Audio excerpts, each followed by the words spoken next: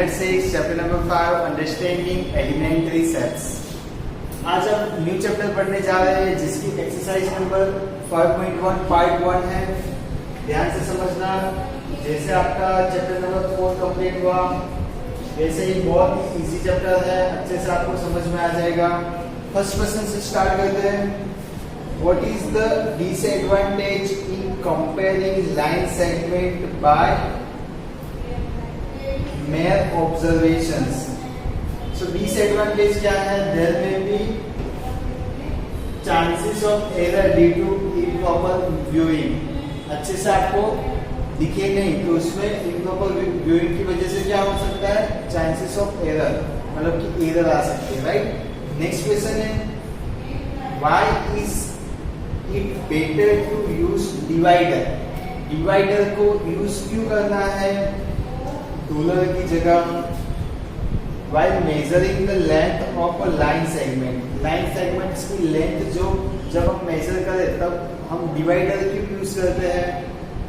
Ruler मतलब कि scale क्यों यूज नहीं करते? तो उसका आंसर है, देखो यहाँ पे, it is better to use a divider use करना बेटर है देन अ रूलर, बराबर? Because the thickness of the ruler may cause difficulties in reading of the her length, बराबर? एरर आ सकती है, थिकनेस होती है रूलर की, उसकी वजह से, बराबर? However, divider give of accurate measurement, divider जो है वो एक्यूरेट मेजरमेंट हमें देता है, बराबर? सिंपल क्वेश्चन है। नेक्स्ट देखो, draw any line segment AB, कोई भी लाइन सेगमेंट AB ड्रॉ करना है स्टूडेंट। सबसे पहले सपोज मैं बता दो आपको 6 सेंटीमीटर का ड्रॉ करोगे, बराबर? 6 सेंटीमीटर का ड्रॉ करोगे, यहाँ पे पॉइंट लोगे A,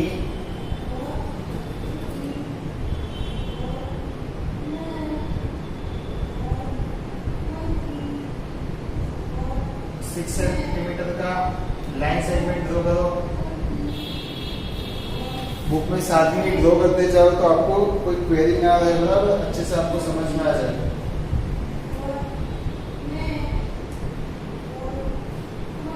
बराबर? फर्स्ट ऑफ ऑल 6 सेंटीमीटर का लाइन सेगमेंट AB ड्रॉ किया आपने। नाउ क्या लिखा है आगे?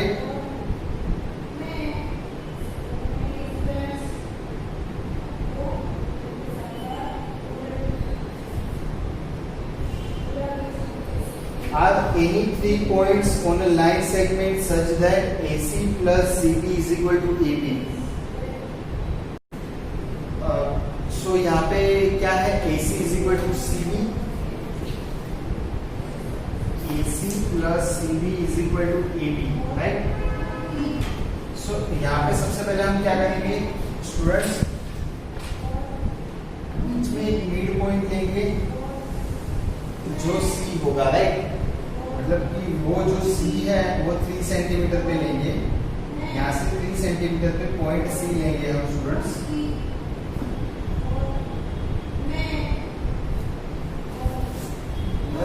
3 सेंटीमीटर पे एक पॉइंट C लेंगे। सो यहाँ पे आप मेजर करोगे, AC is equal to 3 centimetre होगा, फिर CB इज इक्वल टू कितना होगा? 3 सेंटीमीटर होगा, बराबर? CB की वैल्यू भी चेक कर लेना, बराबर? तो क्या होगा आगे देखो,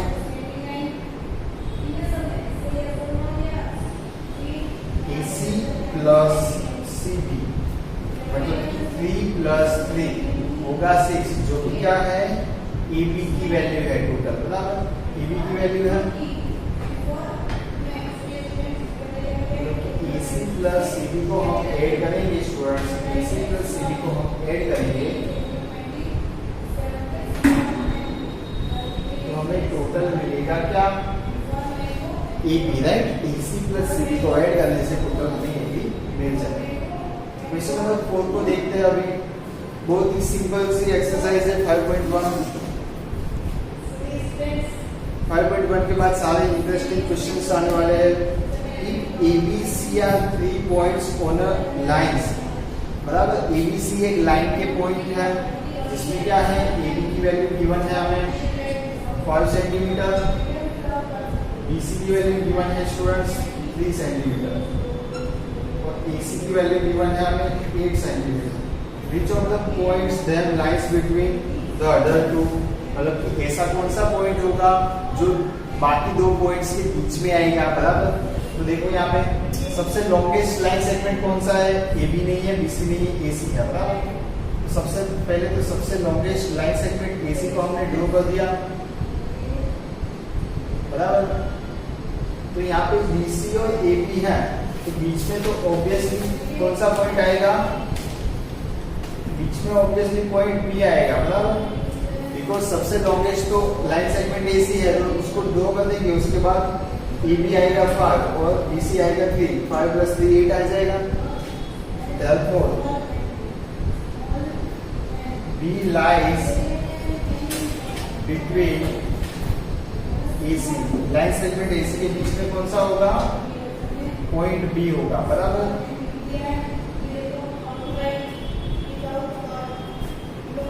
नेक्स्ट क्वेश्चन क्या है students, verify D is the midpoint. एक नंबर लाइन गिवन है स्टूडेंट्स हमें,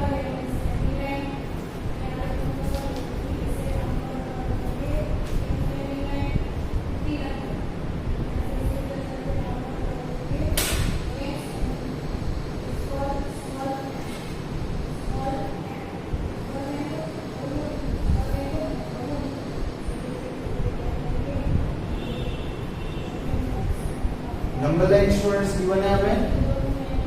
दूसरा क्या बताया है, verify D is the midpoint. AG जो है, एजी का मिड पॉइंट डी है, बराबर।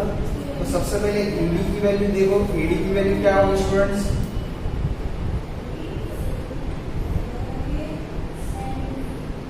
एडी को मेजर करो कितना होगा बताओ, 1 2 एंड 3, 1 2 एंड 3 सेंटीमीटर। एडी की वैल्यू 3 सेंटीमीटर होगी लाइन सेगमेंट एडी की। उसके बाद डीसी की वैल्यू फाइंड आउट करो, डी को मिड पॉइंट बताना है ना हमें, सो 1 डी से जी, डीसी की वैल्यू 1 2 एंड 3, मतलब कि लाइन सेगमेंट डीसी की वैल्यू भी होगी 3 सेंटीमीटर, बराबर। अब देखो एजी की वैल्यू फाइंड करो, एजी की वैल्यू कितनी होगी, लाइन सेगमेंट एजी की 6 सेंटीमीटर होगी, 1 2 3 4 5 एंड 6, बराबर। Therefore, AD प्लस BG कितना होता है students, AD plus BG total होता है AG, बराबर। AD प्लस BG जो है वो टोटल AG के जितना है, बराबर। 3 + 3 6 है ना। Therefore क्या प्रूव करना है, Therefore D is the mid point, मतलब कि D मिड पॉइंट है, समझ में आया। मिड पॉइंट होगा तभी तो D का A से डिस्टेंस, D का A से डिस्टेंस और D का G से डिस्टेंस सेम होगा। सिंपल है ना, बहुत इजी क्वेश्चन है।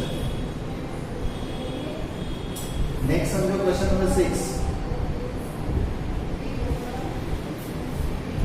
If B is the midpoint of AC, B is the midpoint of AC, बराबर। C is the midpoint of BD,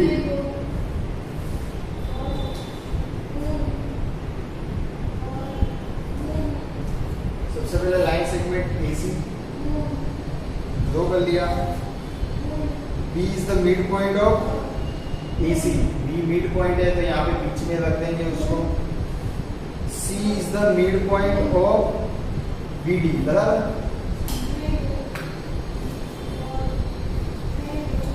line segment draw कर लिया सबसे पहले,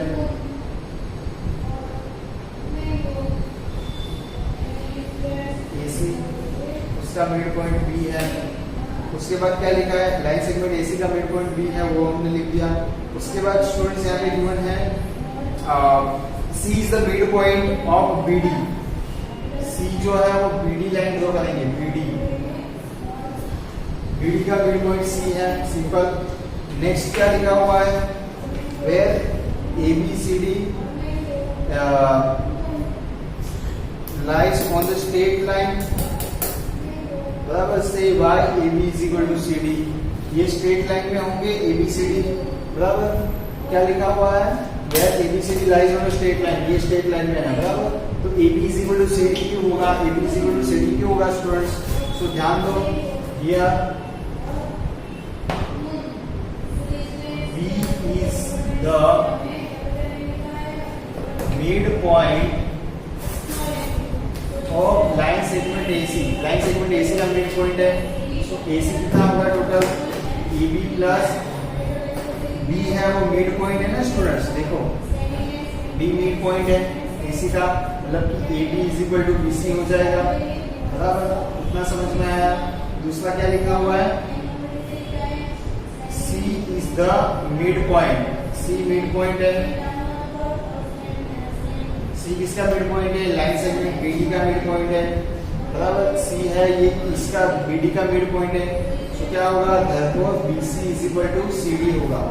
तो यहाँ पे दोनों में से आपको पता चलना चाहिए BC AB जितना है, BC CD जितना है, therefore दोनों के ऊपर से हम क्या कह सकते हैं, AB जो है वो CD के जितना है, बराबर। अदरवाइज दूसरा हम क्या लिख सकते हैं,